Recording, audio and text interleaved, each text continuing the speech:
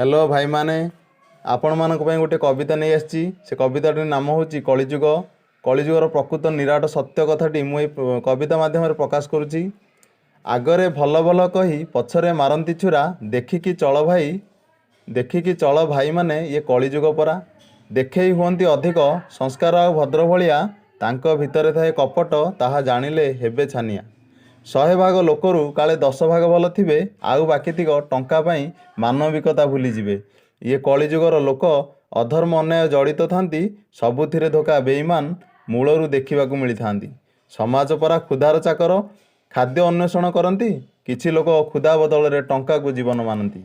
भाई सतरे अजब दुनियार अजब मनीष जेते कहिले भी तांको अधर्म अन्याय हुए निशेष। जदि ये कविताटी आपको भल लगिला ताहले लाइक एवं सब्सक्राइब करिवे। धन्यवाद।